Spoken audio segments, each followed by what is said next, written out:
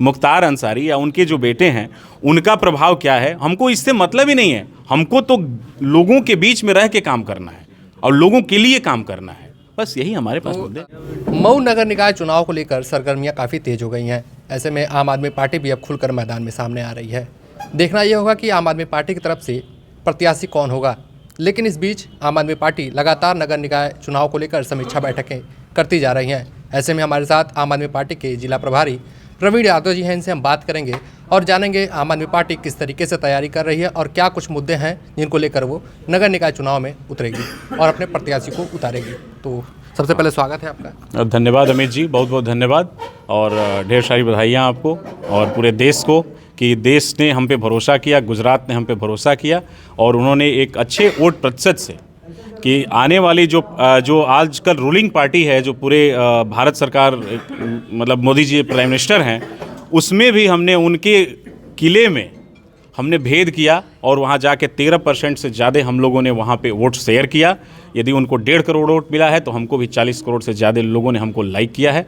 तो इसके लिए बहुत बहुत धन्यवाद देशवासियों को। बधाई आपको भी। और आते हैं मऊ निकाय चुनाव पर, क्या कुछ तैयारियाँ हैं, क्या कुछ मुद्दे हैं जिनको लेकर आप सामने? देखिए, मऊ का शुरू से जब देखा जाए कि क्या बेसिक चीज़ें यहाँ पे रही हैं, सबसे बड़ा मुद्दा बुनकरों को लेकर के है।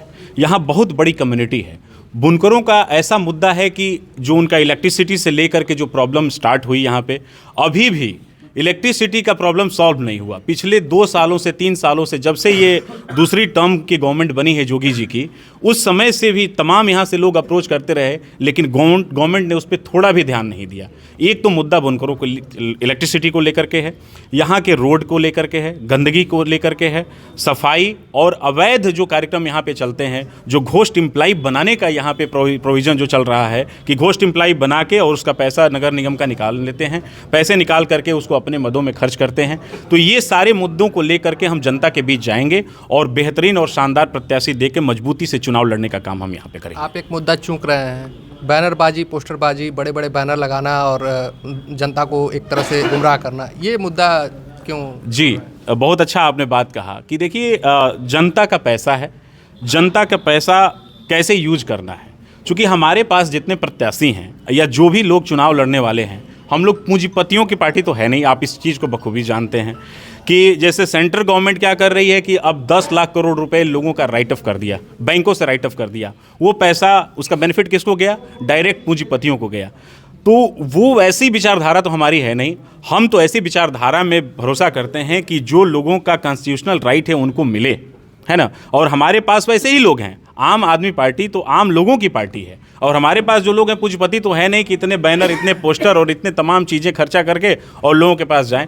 हम लोग आम आदमी हैं और लोगों पे ग्राउंड पे काम करने में हम भरोसा करते हैं। क्यों आपके पास उद्योगपति नहीं है जो बड़े बड़े बजट जो है वो आपको फंडिंग करें, पार्टी को फंडिंग करें? नहीं, पार्टी को फंडिंग तो जानते हैं कैसे करते हैं ना। पार्टियों, बिजनेसमैन कैसे आते हैं, अब आपसे तो छुपी नहीं है सब बातें कि CSR कैसे मेंटेन होता है, लोग पैसा फंडिंग कैसे पॉलिटिकल पार्टियों करेंगे, जिससे जहां जितना बेनिफिट हो उस हिसाब से फंडिंग होती रहती है। तो उस पर मैं क्वेश्चन नहीं करना चाहता हूं, नहीं उस पर बोलना चाह रहा हूं। आप जानते हैं सारे खुलेआम मंच से और ये सब बातें नहीं कही जा सकती हैं, वो सब चीज़ आप जानते हैं। तो यहाँ पे फंडिंग के जहाँ तक बात है तो ऐसी कोई बात है नहीं। जो भी हमारे प्रत्याशी रहेंगे उसी हिसाब से लड़ेंगे, जिस हिसाब से प्रिपरेशन हमारी रहेंगी, जितना उनका लेवल रहेगा उसी हिसाब से हम लोग यहाँ पे कंटेस्ट करेंगे इलेक्शन। सुनने में आता है कि यहाँ पे जो पूर्व विधायक रहे और वर्तमान जो विधायक है मुख्तार अंसारी और उनके बेटे अब्बास अंसारी, इनका समर्थन जिस पार्टी के साथ रहता है उसी पार्टी के उम्मीदवार जीतते हैं या ऐसा देखा गया है। तो क्या लग रहा है, समर्थन मिलेगा आपको? देखिए, यदि ऐसी बात है तो ये दुर्भाग्य है इस मऊ का। इसीलिए मैं समझता हूं कि मऊ को अभी तक नेतृत्व अपना मिल नहीं पाया है। बोलना नहीं चाहिए, बट आप जो अच्छा करे, बेहतर करे, उसका नाम लेना चाहिए। कल्पनाथ राय जी यहाँ से सांसद रहे, उन्होंने कितना शानदार काम किया है। क्यों काम किया? उनको लोगों पर भरोसा था, लोगों का उन पे भरोसा था। जब तक आप जनता के बीच में जाके अपनी बात नहीं रखेंगे, उनके मुद्दों को नहीं उठाएंगे, तब तक लोग आप पे भरोसा नहीं करेंगे। तभी तो यहाँ पैराशूट से कैंडिडेट्स आ जाते हैं, पैराशूट से कैंडिडेट उठ के जीत के और फिर पैराशूट से वैसे ही लखनऊ चले जाते हैं। बेनिफिट क्या होता है? मऊ को कुछ मिला क्या? अभी तक कुछ नहीं मिला। इसलिए हम लोग चाहते हैं कि यहाँ के जो हमारे लोग होंगे, जो लोगों के बीच में रहेंगे, लड़ेंगे, वही हमारे कैंडिडेट होंगे। और मुख्तार अंसारी, जो लोगों के बीच थे जी, मुख्तार अंसारी या उनके जो बेटे हैं, उनका प्रभाव क्या है, हमको इससे मतलब ही नहीं है। हमको तो लोगों के बीच में रह के काम करना है और लोगों के लिए काम करना है। बस यही हमारे पास मुद्दे हैं। मूलभूत समस्याओं पे बात किया हमने।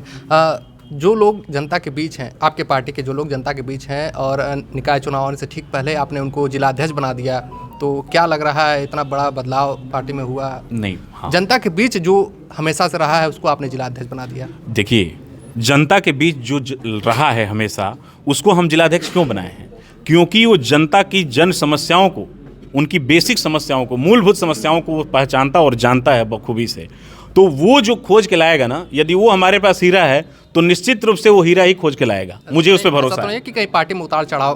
कोई उतार चढ़ाव की बात नहीं है। हमारे कितने साथी हैं, कितने जिम्मेदार और अच्छे पदों पे, बड़े पदों पे प्रदेश में साथी हमारे बैठे हुए हैं यहाँ पे। सभी ने एक मुश्त इस चीज़ का समर्थन किया और पार्टी में ऐसी कोई बात नहीं है, कोई अंदरूनी बात नहीं है, तभी ला के ही इनको हम लोग जिलाध्यक्ष बनाए। तो आपने सुना जिला प्रभारी प्रवीण यादव जी ने काफ़ी शानदार तरीके से इस चीज़ को सामने लाया कि हम किस मुद्दों पर चुनाव लड़ेंगे और यहाँ की मूलभूत समस्याओं को कैसे आगे लेके आएंगे। तो ऐसे ही तमाम खबरों के लिए और नगर निकाय चुनाव से जुड़ी तमाम ऐसे अपडेट्स के लिए आप हमारे साथ बने रहें। अमित चौहान, दैनिक भास्कर, मऊ।